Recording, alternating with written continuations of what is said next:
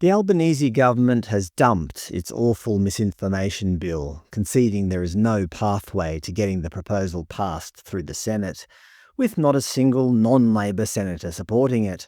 You may have noticed that I basically didn't talk about this bill on this channel, because from the start I was kind of hoping it would just go away. I honestly thought it had no way of succeeding. Now, that's not me tooting my own horn. In this topsy-turvy world, it could easily have gone the other way. But sanity has prevailed, and Labor have scrapped it. In true Labor style, I could imagine them trying to blame harmful disinformation for the failure of their misinformation bill. The only way this bill would have passed is if we had lost all sense of democracy and the Parliament no longer represented the people.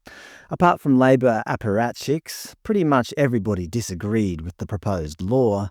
Human Rights Commission, why misinformation bill risks freedom it aims to protect. Left-leaning sites like Crikey, Albo's reckless and draconian misinformation legislation completely undermines itself. Censorship done at arm's length is still censorship. Church groups and libertarian groups were against it. Of course, many fellow YouTubers spoke out against it from all sides of politics. Even the notoriously progressive Greens were against this bill. On their website, they were calling for the government to scrap it. Now that's saying something.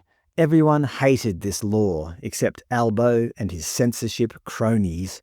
Misinformation is harmful to me staying in power.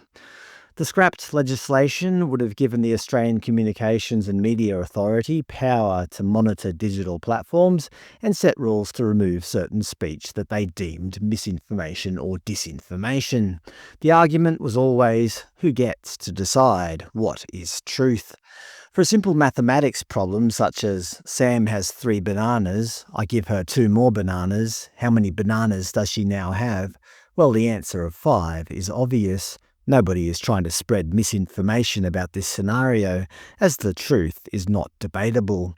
But for example, if a company creates a new medication that claims to increase your life expectancy or protect you from a certain illness, well, that's a much harder thing to prove, or disprove for that matter. So obviously, in those situations, misinformation is bound to occur. But is it the place of the government to dictate what is true and what is not?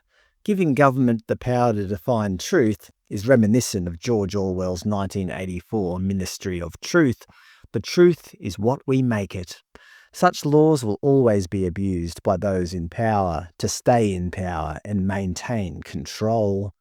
The bill did explicitly exclude misinformation if it was reasonably considered to be parody or satire, professional news content, or for any academic, artistic, scientific, or religious purpose. So an academic could spout whatever rubbish they wanted to, but a Facebook user could not. So I always figured if this bill actually became law, I would have continued making content, but just done it in an obviously satirical way. I'm the best Prime Minister in the world. Just ask anybody in Cell Block C. Anyway, the bill is done, but it does remind us of that old adage, the price of freedom is eternal vigilance. People have an innate desire for power, so we must remain ever watchful to prevent it from being concentrated in the hands of a few. Do we trust Albanese to stop there, or is his thirst for power unrelenting?